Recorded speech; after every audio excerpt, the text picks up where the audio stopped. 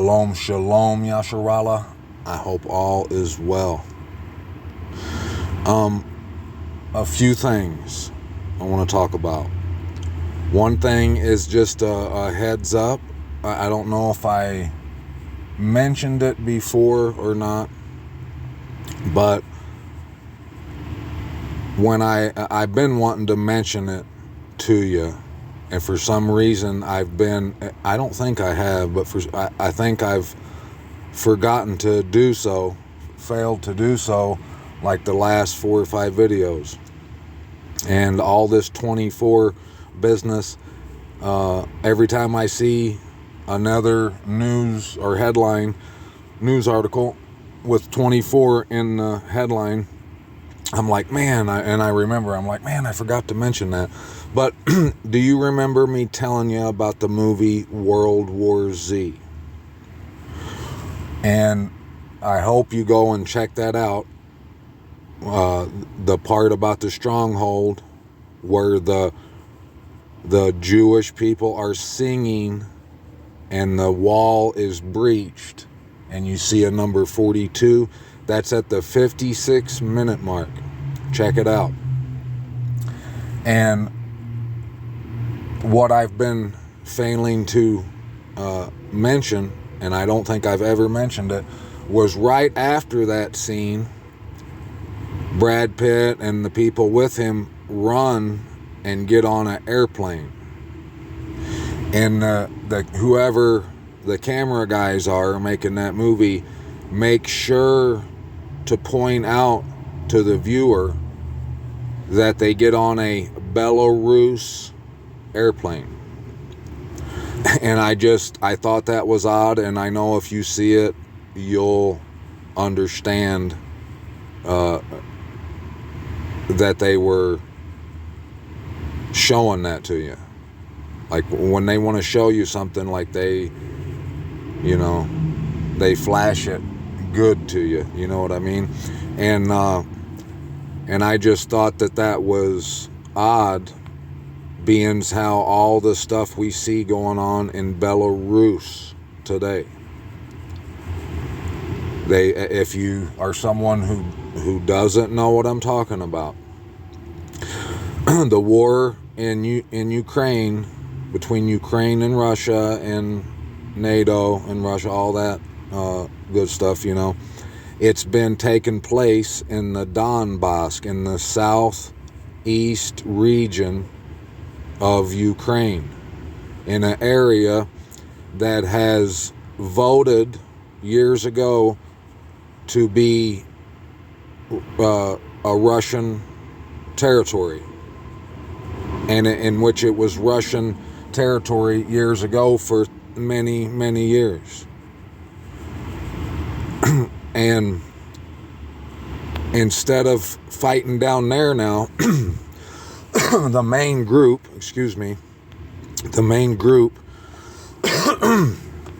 of people that were fighting for Russia left and went to Belarus.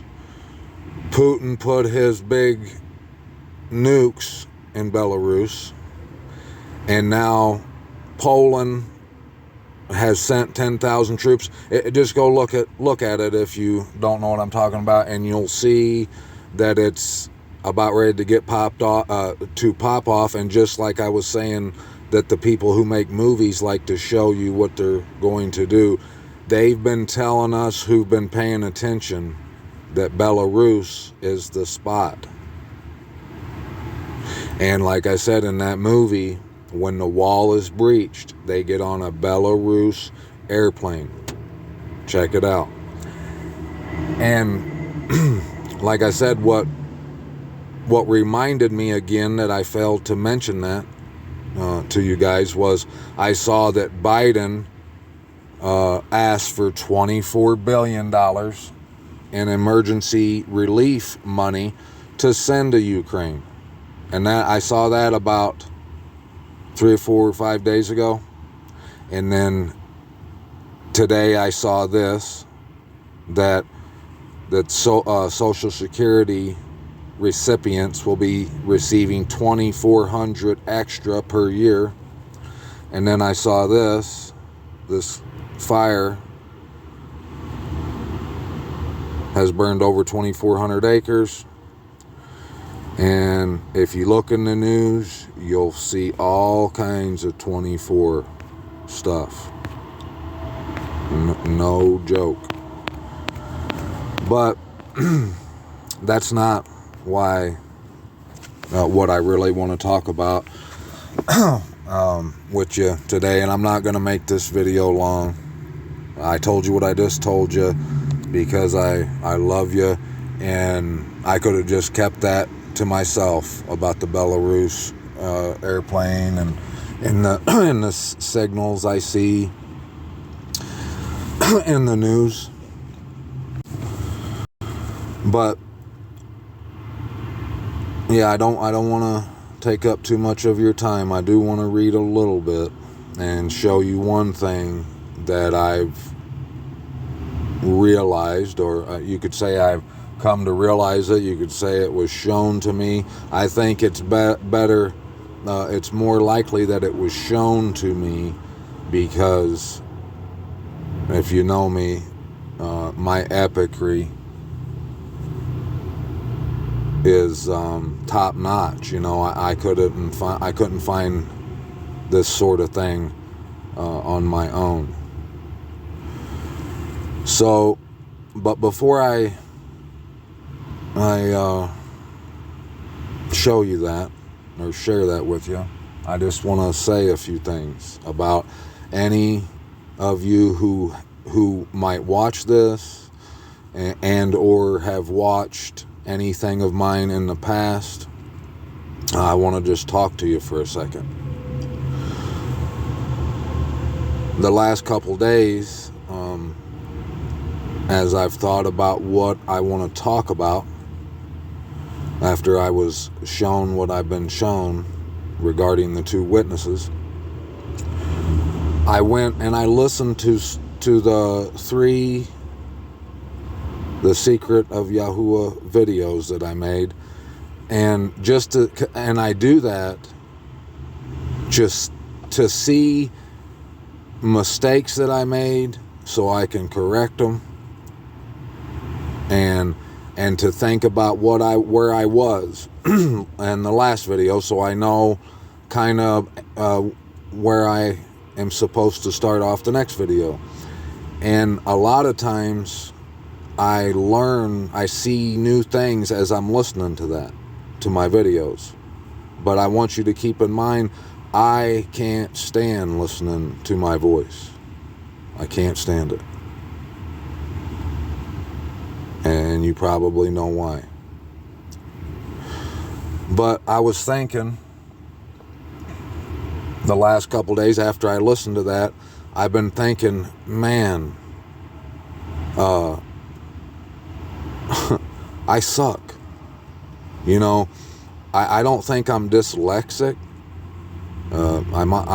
Maybe it's just that I get overly excited and I try to do too much or too fast or whatever, and I misread. I'll read the word like the word will say like came, and I'll put a completely different word that don't relate to came at all, and I apologize for that.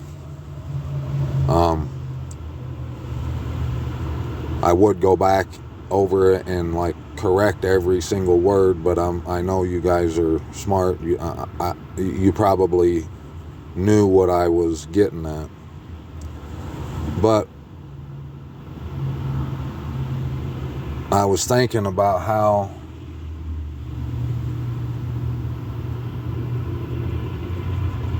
my resources are limited, and I've said this many times before, like I'm the last person that should be doing this, really. I mean, as far as like someone capable of making a nice video, I'm incapable of doing that. All I can do is read out of the word and show you some pictures here and there of some like headlines like I just did, and that's about the best I want to do better, but I'm not capable of doing better. That's what you see is what you get. But, and I know most people don't understand that. They probably believe, like I do, that I could do a better job, but I was thinking about how, along with my poor quality in the making of my video, if you add that to the topics that I've been discussing, I know it's hard for anyone to listen to it. I understand, I get completely that most people are gonna think he's high off his ass. I get that because I've been dealing with that for like a long time. I have. But I just would like to say a couple things to that.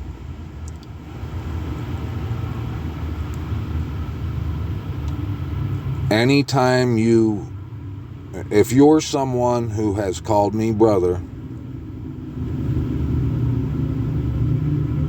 and even if you haven't, if you're just someone who's listened to a video of mine and you don't agree with that, whatever I'm saying,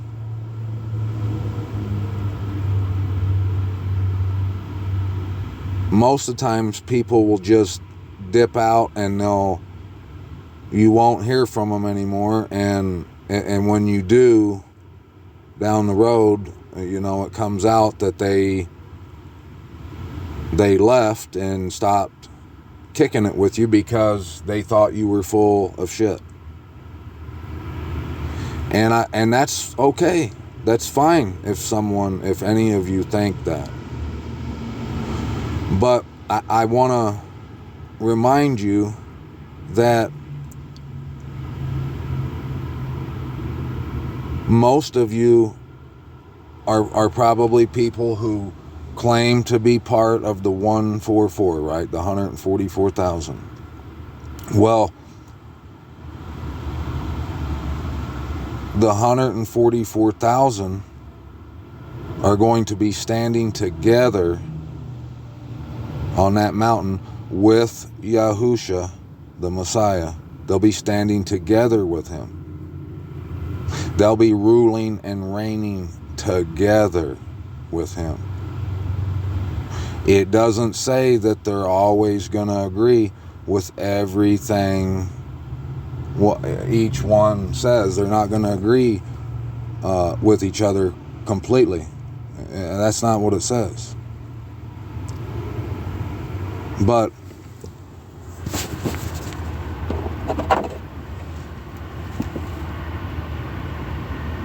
instead of dipping, if you don't agree with something I say,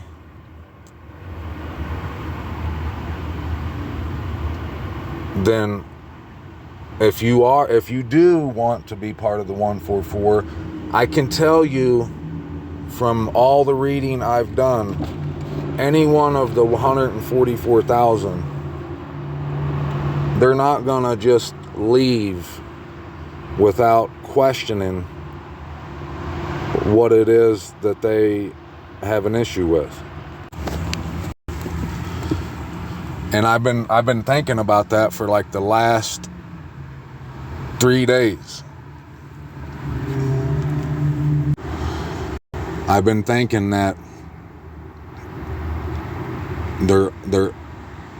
most of my listeners probably are not going to believe. Like before I even made those videos, when I first saw the secret of Yahuwah in Revelations, when I thought about putting that on here, I thought that none of you would probably believe it. I knew that.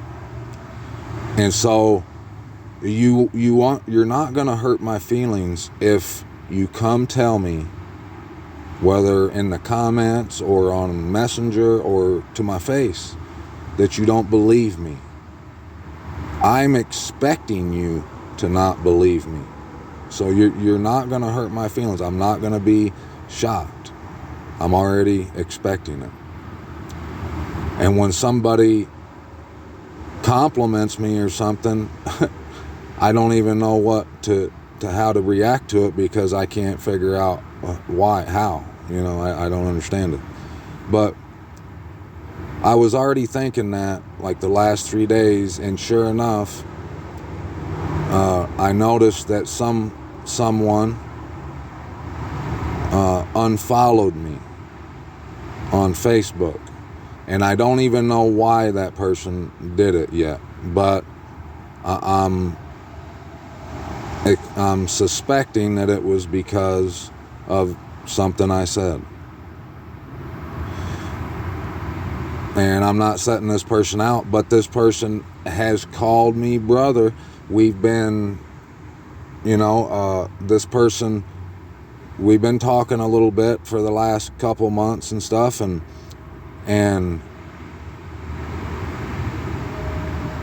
I would think, they're 144 material, that they're the type of people that love the Most High. And I'm not for sure if that person thinks that they're 144, but I've had so many people who would swear to their death that they're 144, that has just up and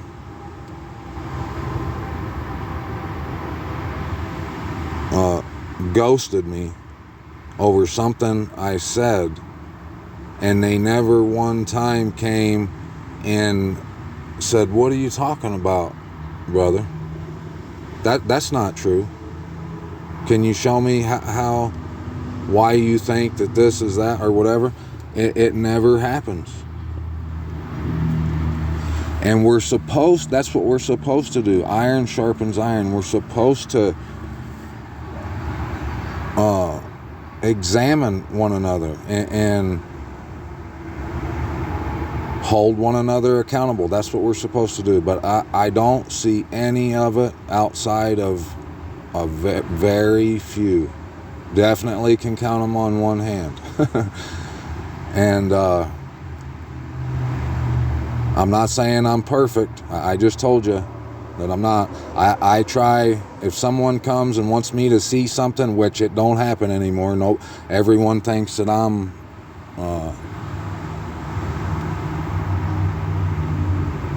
that I've done, flown way past the cuckoo nest, and I get that. But I say prove me wrong all the time. I'll ask you, if you're someone who thinks that about me, can you prove me wrong when I tell you that regardless of whether I'm delirious and insane or I'm spot on, regardless,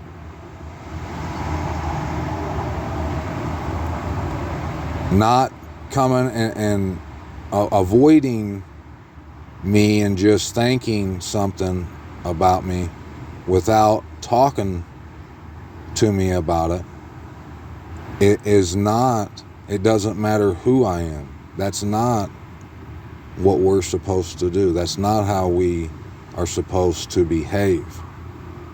We're not. Most people, they don't want to talk to me anymore because they can't stand that I've been saying that the set apart place, Jerusalem, is in America. They can't stand it. And if we ever do talk, a lot of people, if we do talk, they'll say something like, well, that's all you talk about is that. and they don't believe it. But you know, some of these people are people that when way back in the day when I was talking about flat earth, they done me the exact same way. They ghosted me and said I was out of my mind. And every one of them people now, years later, are avid flat earth believing people.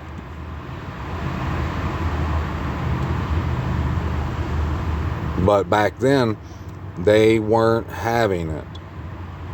And if that's you, just remember, I've been mentioning this, just remember how it was when you first heard about the flat earth. When I first heard it, I looked up, when someone told me, I looked up in the sky and I went, no, in no way. What are you talking about? And all I had ever heard my whole life was the globe theory, the us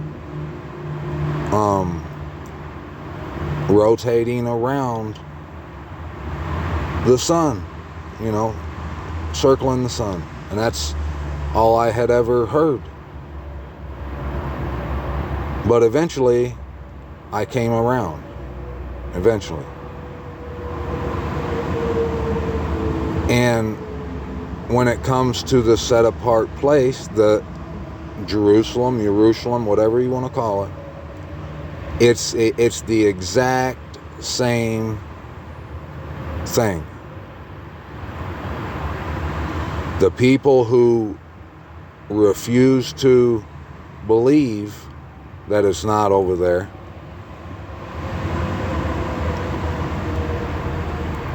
they were told that the info that they have gotten their whole life that makes them believe that Jerusalem is over there, they got that information from the same people that told them they were on a globe spinning around out in outer space. The same people. And those people know the main reason for them to tell us we were on a globe. It's to keep us from knowing the Most High and certain truths. It's the same reason that those same people made the Smithsonian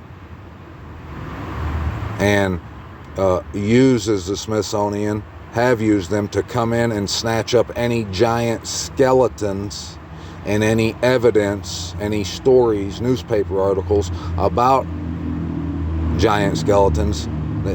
Their job is to just completely erase that from anyone's thoughts. And the reason they do that is to keep people from knowing the Most High and knowing the truth, the reality of the Scriptures.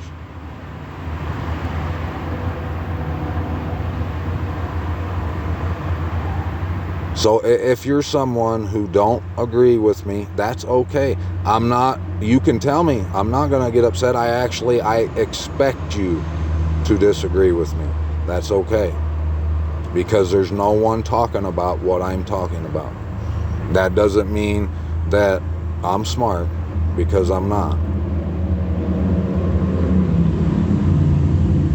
I do believe that the Most High chose me to do this, and just for this reason alone, because of the dreams I had way before I ever came to this truth. I've told you guys about it before. I'll mention it again. I had a dream. One of the first ones that led me to this was I was on a big high mountain, a flat top mountain, and I was looking south into a city. And for the longest time, I didn't know what that meant until here 5-6 months ago when I started to read Ezekiel. It dawned on me what that meant. And the night that I saw that Jerusalem isn't where they tell us it is in the Scripture, my son had a dream that same night, And he said that the Most High took us and showed us where the Messiah was hung on a tree. And then he took us to a fence, a chain link fence. And he said, Dad, you pulled out a pair of wire cutters out of your pocket and you cut us out a hole in the fence. And we went through. He said when we went through, it was so beautiful that we just started smiling at each other. And he said big, huge flowers began to blossom right in front of our face. Like, he didn't say blossom, he just said they started opening up in front of our face. And if you've been here with me for any amount of time, and you've heard me read Ezekiel and all this Isaiah, the stuff I've been reading, you should know what the significance in that. And if you've been here for a really long time, you might remember me telling you about his dream the day or the day after of him having it, like 2 years ago. So I do think the Most High has chose me for this, give me this task. My task is to relay the message. But I wanted to say before I read a little bit, if you have a question, please come ask me. If you're telling me something and I don't agree with it, I'm gonna ask you about it. If it's something minor or something like that's not, it's neither here nor there, I might not. But if we're talking like our salvations and life and death, I'm coming to you. I'm not going to set you out in public, but I will come to you privately and say, what are you talking about? Can you show me what you're talking about? So if you're like most people and you just will not even look at any of this, you're just like those people. You yourself were probably in that category with the people who refused to think about flat earth. And you thought initially, why would they lie to me? Why would they tell me all in school that we're on a globe if we're really not? Now you know why they would, and it's the same reason they would lie to you about the Jerusalem's location.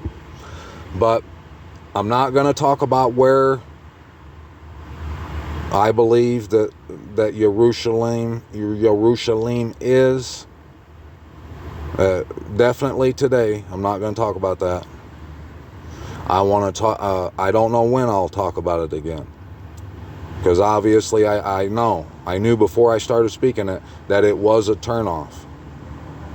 That's just how it is, I guess. I don't know.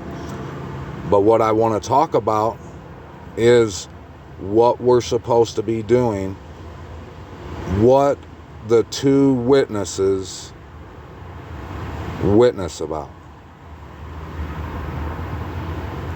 And I'll tell you right now, here a year or two ago when I made videos where I talked about the two witnesses, I was completely off.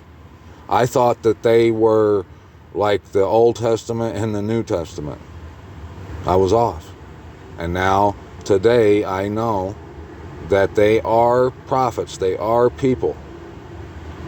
It doesn't say if they're men or women, but I would say that they're men, two men. And we read about them right here, and I just want to read this with you. I'm not projecting what I think to be true onto you. I'm asking you, like if we had a Berean style study, Bible study, I'm going to read it, and I'm asking you to tell us your thoughts. Let us know what you think. And if you can't do that because you think that I'm not qualified to do this, or if you think that there's other people that could do it better than me, hey, that's one thing we have in common. But you'll see when we read here, it doesn't matter how qualified we are. And those that you would think to be more qualified than someone like me, they're probably someone who thinks you're not very qualified either, who will dip out on you if they don't agree with something you say, and you won't know what happened. You won't know that they're talking behind your back with other people, saying that you're crazy. You won't know all that stuff, because they do believe that they are holier than thou, more than likely. And that's why, for sure, that those people don't see these kinds of truths, because their head's too far into the clouds. But let's read right here. And like I said, you tell me. In chapter 11 of Revelations, it says, "And a reed like measuring rod was given to me, and the messenger stood, saying, Rise and measure the dwelling place of the Most High, and the slaughter place, and those worshiping in it. But cast out the court which is outside the dwelling place. But do not measure it, for it has been given to the nations, and they shall trample the set-apart city underfoot 42 months. And I shall give unto my 2 witnesses, and they shall prophesy 1,260 days, which is 42 months. Get a calculator if you don't believe me.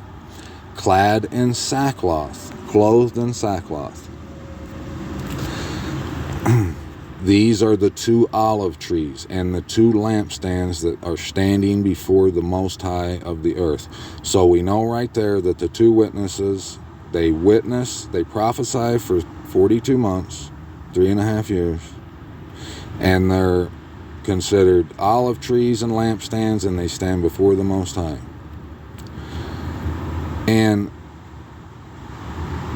so if we could read a little bit more about what they do here, I guess let's just read it, yep, and then we'll go at these, because these guys are mentioned in Ezekiel or Zechariah. Let's go see what it says about them in there. "And if anyone wishes to harm them, fire comes out from their mouth and consumes them." Now, I believe, but hey, you could prove me wrong on this, but I believe that that's not literal. That fire literally don't come out of their mouth, but that lies are burnt up by the things that they say. I do believe that. And if you can show me otherwise, let's hear it. "If anyone wishes to harm them, he has to be killed in that way. These possess authority to shut the heaven, so that no rain falls in the days of their prophecy." Now, I believe that's not literal, that they don't have the ability to make it not rain. I believe that the truth that they're talking about, they are aware of that, of a certain truth, and when they speak the truth, when they get the courage to speak the truth, rain falls, things are burnt up. But if they're not speaking it, then rain ain't falling. So they have the authority to speak or not speak. Hey, and if you can prove me wrong, please do. "And they possess authority over the waters to turn them to blood." I don't believe that's literal. We've seen that the Bible says that the waters is truth. I believe that means that if they don't speak, that they or they have the knowledge of the truth of a matter, and if they hold back from speaking, the truth that's there would become blood, but I could be wrong. Like I said, I want to learn just like the next person. And to smite the earth with all plagues as often as they wish. And when they have ended their witness, the beast coming up out of the pit of the deep shall fight against them and overcome them and kill them. And their dead bodies lie in the street of the great city, which spiritually is called Sodom and Egypt, where also our master was impaled. So we know that they'll be killed in the set apart city. Now, whether you believe that's in Jerusalem or wherever you think Jerusalem is, the Bible says that that's where they'll die. And some of the peoples and tribes and tongues and nations see their bodies for 3.5 days and not allow their dead bodies to be placed into tombs. And those dwelling on the earth rejoice over them and exalt, and they shall send gifts to each other, because these two prophets tortured those dwelling on the earth. Now, I don't believe that those people actually tortured people, do you? If they're the two witnesses that stand before the Most High, do you believe that they're actually like physically torturing people, like waterboarding them and whatnot? I don't believe that. I believe that their witness, that the things they speak, prophecy, it tortures the people that end up sending gifts to each other. And after 3.5 days, a spirit of life from the Most High entered into them, and they stood upon their feet, and great fear fell on those who saw them. And I heard a loud voice from the heaven saying to them, come up here. And they went up into the heaven in a cloud, and their enemies saw them. Now, let's go to Zechariah real quick. And if you don't know that the two witnesses are talked about in Zechariah, I'll show you right here.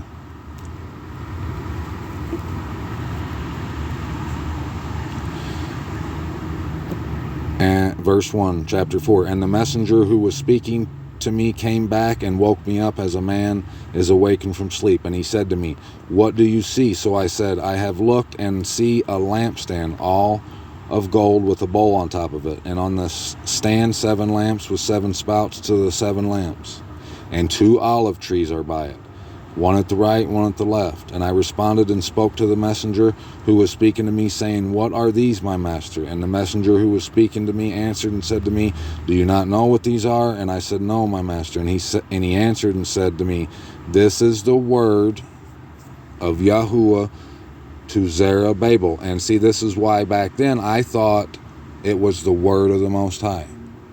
Now you tell us what you think, and let's figure this out together. But now I believe that it is 2 people. And it's the word, the 2 olive trees, or is it lampstands? I think it was lamps, 2 olive trees.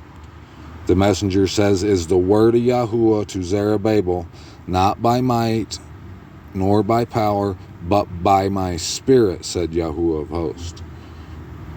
Who are you, great mountain before Zerubbabel? A plain. And he shall bring forth the capstone with shouts of favor, favor to it.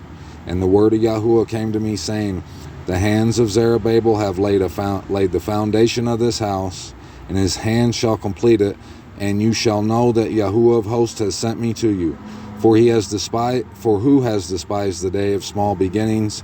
They shall rejoice when they see the plumb line in the hand of Zerubbabel. These 7 are the eyes of Yahuwah, which diligently search throughout all the earth. Then I responded and said to him, what are these 2 olive trees, one at the right and the left? And I responded the second time. I asked him again, what are these 2 olive branches that empty golden oil from themselves by means of the 2 golden pipes? And he answered to me and said, do you not know? And I said, no. And he said, these are the 2 anointed ones who stand beside the master of all the earth. 2 anointed ones. And in Revelations we've seen that they're called prophets. Chapter 5, and I lifted my eyes again and looked and saw a flying scroll. And he said to me, what do you see? And I answered, I see a flying scroll, 20 cubits long and 10 cubits wide. And he said to me, this is the curse that goes forth over the face of the earth. Everyone who is stealing shall go unpunished. So if you look right there, this is saying that anyone who is stealing, the curse is that anyone who is stealing shall go unpunished. But anyone who is swearing falsely shall go unpunished. So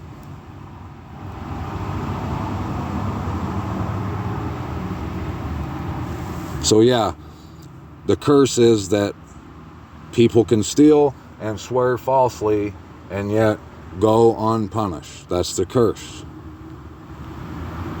And if you notice, we're still reading about what about the 2 olive branches. And so one could easily say that the 2 olive branches, the 2 prophets, the 2 witnesses that stand before the Most High, are going to be talking about a curse of people that are thieves and swear falsely by Yahuwah's name will not go unpunished. And that curse shall remain in the house, in the midst of his house, and shall consume it, both its timber and stones. It says, he'll send that curse out, declares Yahuwah of hosts, and it shall come into the house of the thief and the house of the one who shall swear falsely by my name, and it shall remain in the midst of the house, and shall consume it, both its timber and stones. So it's going to consume the thief. And the messenger who was speaking with me came out and said to me, lift up your eyes now and see what this is that is going forth. And I said, what is it? And he said, it is an ephah measure that is going forth. Again, he said, this is their appearance throughout the earth. The appearance of the ephah measure. And he says, and see a lead cover lifted up. And this, a woman sitting inside the ephah measure. So the ephah measure is a lead cover, and it's lifted up, and inside Zechariah sees a woman sitting in it, inside the ephah measure, and he said, the messenger said, this is wrongness. So the woman inside is wrongness. And he threw her down into the ephah measure and threw the lead weight over its mouth. And I lifted up my eyes and looked and saw 2 women coming with the wind in their wings. And they had wings like the wings of a stork, and they lifted up the ephah measure between the earth and the heavens. Then I said to the messenger who was speaking to me, where are they taking the ephah measure? And he said to me, to build a house for it in the land of Shinar, and it shall be established and set there on its own base. So the two witnesses are going to be talking about that ephah measure. And what it was a lead covering lifted up with a woman inside. And that woman was wrongness. And then it says at the end that it'll be taken to the land of Shinar, to its own place. That's what it says.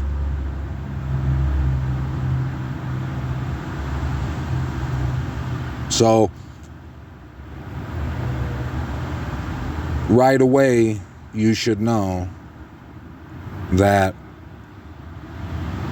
those 2 lampstands, the 2 witnesses, they're the same that's spoken, the 2 witnesses that are spoken about in Revelations.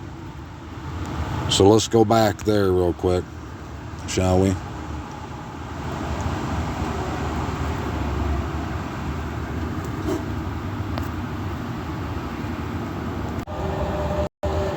So if you read the context, chapter 11, and if you read 10 and 12, 10, 11, and 12, you'll see that the two witnesses are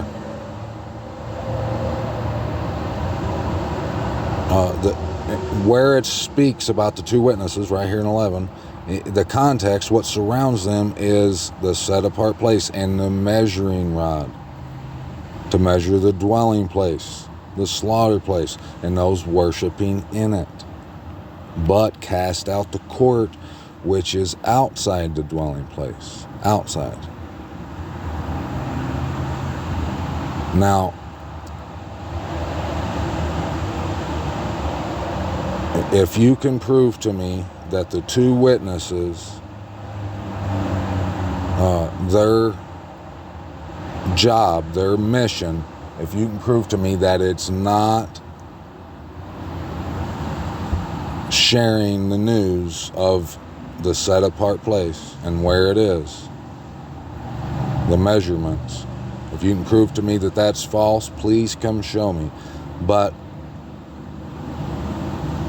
I'm quite positive that that's exactly what they're supposed to do. And we know that they're there because it says that they get killed there. Now, before I let you go, I had been thinking about Matthew 24 while I was reading all that, and I just want to show you something that it says.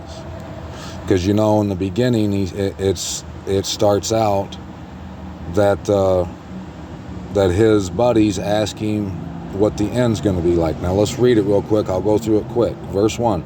And going out, Yahushua went away from the set apart place, and his taught ones came near to point out to him the buildings of the set apart place. And Yahushua said to them, do you not see all these? Truly I say to you, not one stone shall be left here upon another at all, which shall not be thrown down.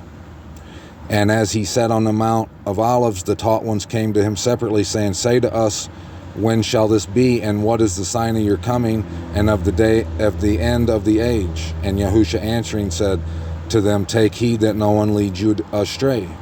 For many shall come in my name, saying, I am the Messiah, and they shall lead many astray. And you shall begin to hear of fightings and reports of fighting. See that you are not troubled, for these have to take place, but the end is not yet. For nation shall rise against nation, and reign against reign, and there shall be scarcities of food, and deadly diseases, and earthquakes in places. And all these are the beginning of the birth pains. Then they shall deliver you up to affliction, kill you. You shall be hated by all nations for my name's sake. Now, I'll argue that he means, when he says my name's sake, he's not meaning Yahushua, because I've thought about this quite a bit. I am quite positive that no one's going to be afflicted because they keep the name of Yahushua. Like, they could be complete pagans and use the name Yahushua. Well, I mean, why are they going to get... even when I was little, I always thought that, no, people aren't going to die just because they say the name Yahushua. But he calls himself, we know that he's known as the Word or the Truth. Now that I could see for sure. I could see people being taken to affliction and hated because of the truth and the Word. And if you can prove me wrong, please come do. And they shall stumble, and they shall deliver up one another, and shall hate one another. Now, I really couldn't remember everything that was said in here, but I was wanting to read it, and I find it odd that that it says some of the things that it says, being how I've been thinking about how people, like, if it's something that goes against what they are used to, what they've grown up thinking, They won't even talk to you about it. They would rather ghost you and unfriend you and not show you the love that you would think they would show you because of it, because they don't agree with you. And it's just a coinky-dink that's what this is talking about. It says, they shall deliver up one another and shall hate one another, and many false prophets shall rise up and lead many astray, and because of the increase in lawlessness, the love of many shall become cold. But he who shall have endured to the end shall be saved, and the good news of the reign shall be proclaimed in all the world as a witness to all the nations, and the end shall come. So when you see the abomination that lays waste, spoken of by Daniel the prophet, set up in the set-apart place, he who reads, let him understand. Then let those who are in Yehuda flee to the mountains. Now, I'm saving that for another video, but I'm starting to think that the abomination that lays waste is the false set-apart place. Could be wrong. If you think I am, please do tell. Let him who is on the housetop not come down to take whatever out of the housetop. Let him who is in the field not turn back to get his garments. And woe to those who are pregnant, nursing child. I pray that your flight is not in the winter or on Sabbath. For then there shall be a great distress, such as not had been since the beginning of the world until this time, no, nor ever shall be. And if those days were not shortened, no flesh would be saved. For the sake of the chosen ones, those days shall be shortened. If anyone then says to you, look, here is the Messiah, there, do not believe. For false messiahs and false prophets shall arise, and they shall show great signs and wonders, so as to lead astray, if possible, even the chosen ones. See, I have forewarned you. And you know what it says right through here. But notice here in verse 29, it says, immediately after the distress of those days, the sun shall be darkened and the moon shall not give its light, and the stars shall fall from the heaven, and the powers of the heavens shall be shaken. And it says right here, and he shall send his messengers with a great sound of a trumpet. They shall gather together his chosen ones from the four winds and from one end of the heaven to the other. Learn this parable from the fig tree. When its branch has already become tender and puts forth its leaves, you know that the summer is near. Now, if you were paying attention, we read about the fig tree, and it was all to do with the set-apart place. And it says something similar in there. It says that when evening, you know it's evening or something. I will have to go look at it again. But I don't want to argue with anybody, but I'm believing by what the word has shown me that parable about the fig tree was regarding when you see the set apart land, when you see the imposter, when you see the truth of it. And the last thing I want to show you and ask you for your input, and I would say that our input should be based upon scripture, upon facts, what we see to be true, not just because we don't like something or we, you can not believe something, but if the word says that it's true, then it's true whether you believe it or not. But this is something that I've read so many times, and most people that's read it, they believe this is talking about the rapture. Right here in verse 40, it says, then two shall be in the field, the one is taken and the one is left. Two women shall be grinding at the mill, one is taken and one is left. Watch therefore, for you do not know what hour your master is coming. We know that when it talks about all through Zechariah, Hosea, Jeremiah, Ezekiel, Isaiah, all that, when it's talking about the imposter of the land and that Jerusalem will set in her own place, it talks about being in the field. It talks about the millstone. It talks about, because the mill is where the threshing floor is, where the grain, where the wheat is separated from the chaff, where the grain is stored, gathered and stored at the mill. So I'm telling you right now, there's a reason that it uses the word field and the word grinding at the mill. One is taken and one is left. If you use that towards there's a false Jerusalem and a real Jerusalem, it makes perfect sense, doesn't it? But up until now, most people always, they think that they try to figure out who's going to be left and who ain't regarding the rapture. That's what they're thinking about. Like they picture two women standing in a field, and all of a sudden they look over and poof, one of the women are just magically gone now. And I'm telling you, I'm pretty positive. But if you can prove me wrong with facts, I want you to. Come do it. But he goes on here about these parables about the talents and leaving the talents, and he says, and shall cut him in two and appoint him his portion with the hypocrites. There shall be weeping and gnashing of teeth. And if you go through and read all the prophets all over the place, you see that there's a lot of times where it says weeping, gnawing, gnashing teeth. But I would like to also say that the parable about the 10 virgins, the 5 foolish and the 5 wise, is regarding the set apart place. And that there's a reason he says that they end up coming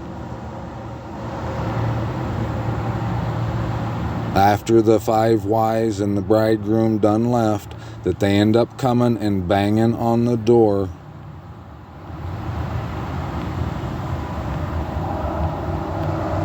but it was shut, and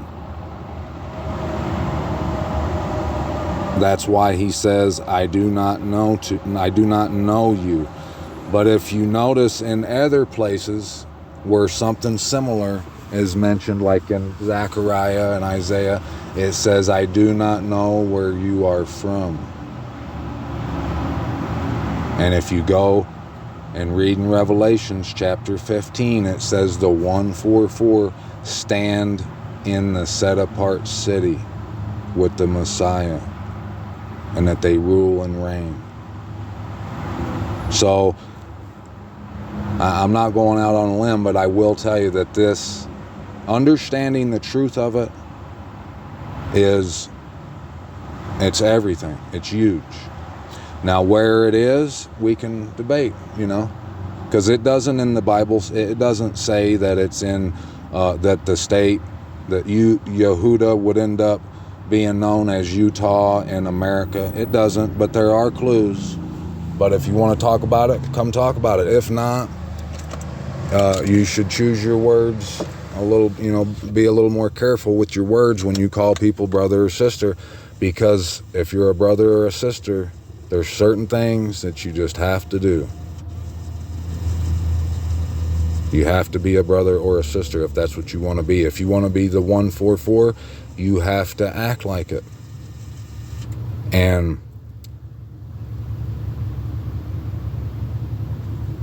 if not being capable of making a well-polished, ear-tickling video